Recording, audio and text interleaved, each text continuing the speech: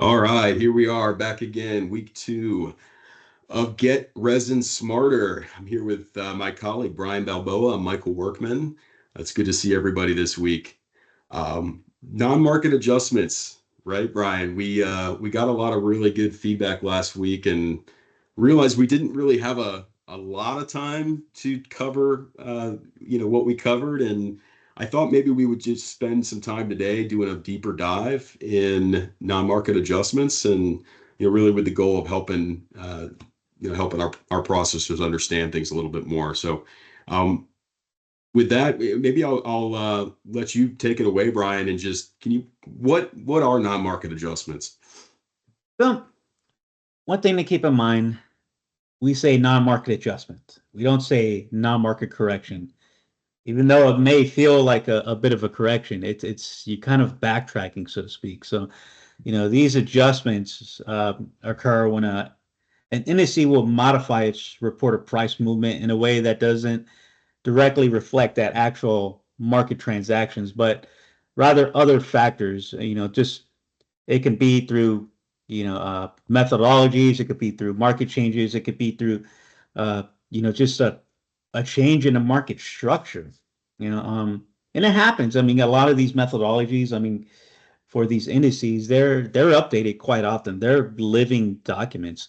Um, I mentioned last time we talked, Michael, about I was on a non-market adjustment during my time working with a price indice, and it's you're reporting a price that's given to you as an indice. I mean, you're talking to all parties, producers, buyers. You're talking to middlemen, brokers.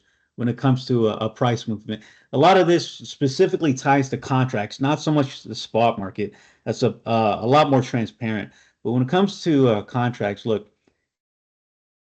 there's so many different sizes of market buyers and producers out there. I mean, and a lot of it can be, not so much swayed. It just depends on the type of contract. Let's say you're a big producer, or a big supplier that has a contract with maybe a small time buyer, or maybe a mid-sized buyer, or maybe a very, very large buyer.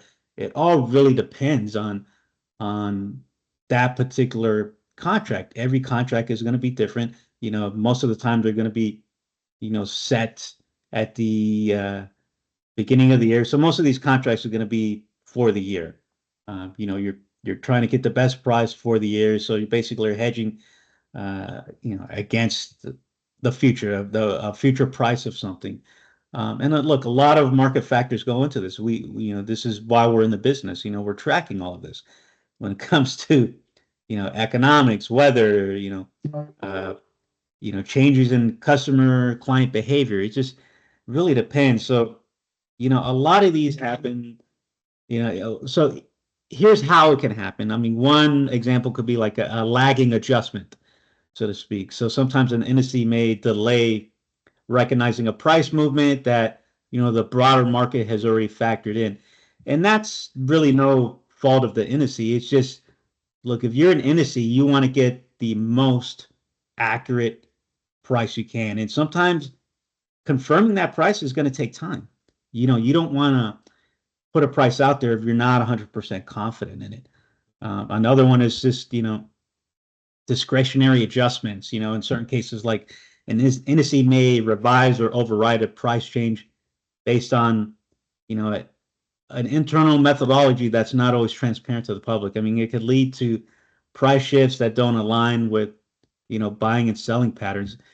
One example would be outliers, for instance. A lot of these methodologies are going to have criteria that's very set.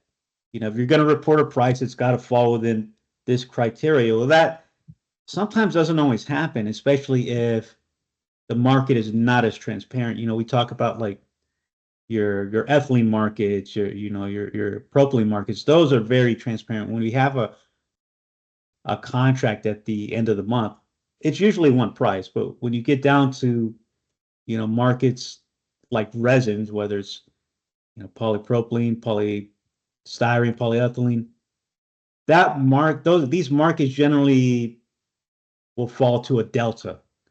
You know how much the price is moving up or down on a contract, but you're not going to get that specific range, so to speak. Those markets don't settle at one price. Um, that's one of the issues, Michael, is that you can either be one industry could be reporting the high end of a range for a Right. given amount of time over years. Another industry could be reporting the low end of the range for years. That's where you have that disconnect, where you have a spread eventually going up and another spread going down, but they're kind of following the same direction, so to speak.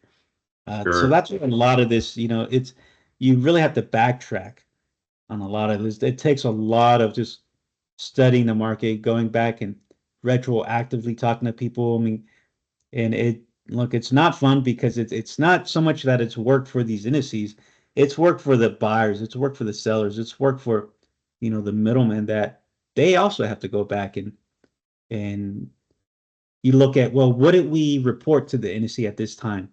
Did we miss something, or did we not give him everything, or were we just focusing on one particular thing? Another way this can happen is just weighing the differences. Kind of what I was talking about earlier. How some indices may give more influence to certain data sources over Sure. others. It could be maybe one indice is looking at more economic methodology or fundamentals that'll go into play as opposed to what's actually happening in a related market sector, or so to speak. So that's really how a lot of this can happen.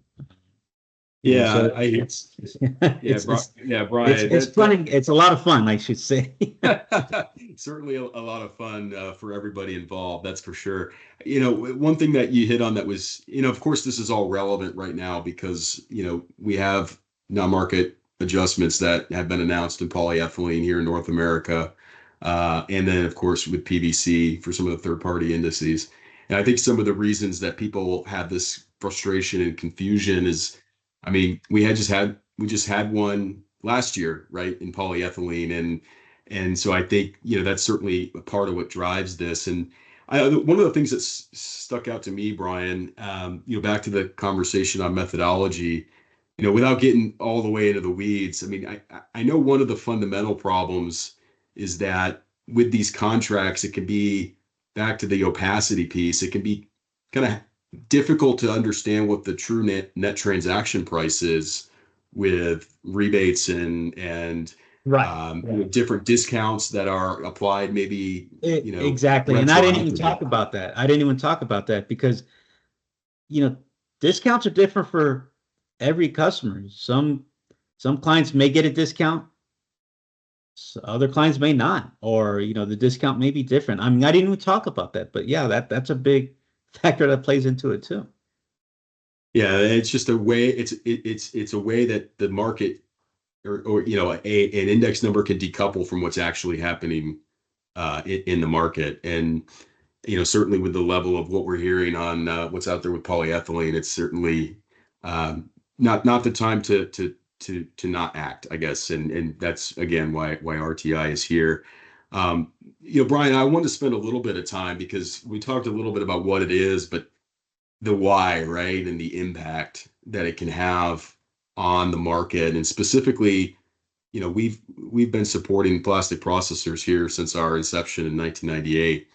The non-market adjustment, if not handled correctly with the processor, can really create some challenges within that organization. I, I can think of a few, but maybe what are some of the things that you've seen, in terms of negative impact that it So, could have?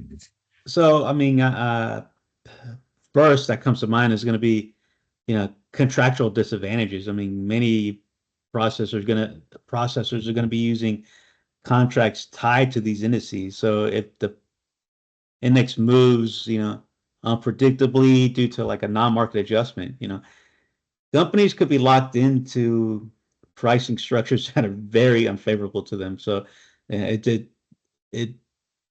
to a point where it doesn't reflect the reality of the market, but you know, you're locked into a contract because of what an indice says.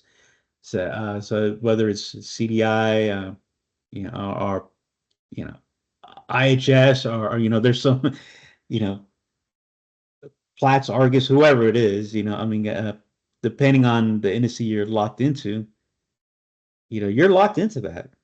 And a lot of times, I mean, we'll see markets kind of adjust to that. Well, you're either locked on the price or you're locked on a price that you can negotiate off of. You can negotiate off of the indice price sometimes. So, Yeah. whether it's, oh, well, this is the ISIS price, we're going to negotiate, above or below that price, whatever ISIS will put out or whatever Argus will put out. So that's one of them. I mean, a couple other. I mean, for one, you got unfair cost burdens, budgeting and forecasting issues too. That could really just impact what your forward outlook is, because you want to make a forward outlook based on what you're seeing in terms of supply and demand, but maybe you have to factor in, well, that's what we think the market is going to do. What are the indices going to do? Are they going to reflect that price? Or are they going to Yeah. reflect those economic fundamentals?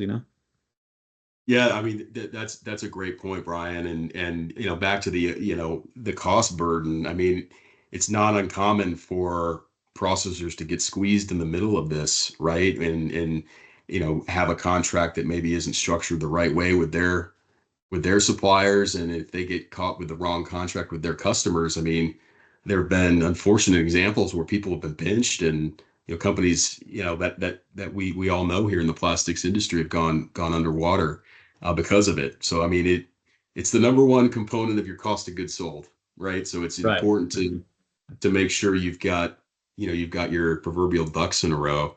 You know, what can we do about it, right? And this kind of, I think, speaks to the ethos of RTI. Again, the origin story with Bill Bowie and Garland Strong creating the company. Really as a result of going through this experience and trying to bring opacity or bring transparency to an opaque market. I mean, I think from my standpoint, being as aware as you can be is maybe the first step. Looking at some data, pulling your history of your, at least your own spend and what you've done in the last 5 years. Resin, our RTI resin team provides data to the market where we can be a way for you to do that, but there's plenty of other sources out there for you to look at the market. That's probably step one.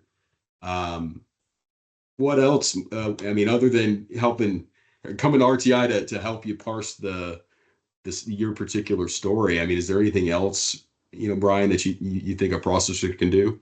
Well, I mean, awareness is, yeah, not just the first step. It's one of the most important steps. You got to know not just your market. You got to know who's going to impact your market, who's going to, you know, who's kind of calling the market, so to speak. When I say calling the market, who's going to report the market?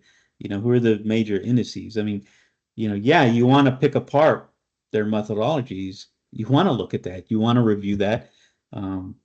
It always challenge, these methodologies. I mean, that's kind of your job as a uh, not just a buyer, but a producer too. You want to challenge these methodologies, especially if it's going to play a major part in $1 million contracts here.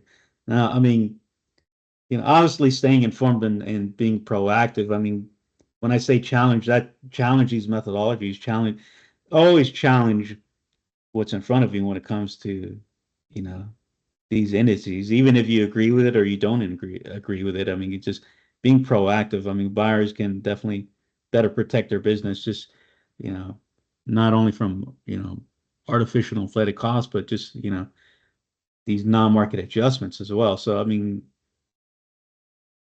these pricing, Yeah. they play an important role in the industry.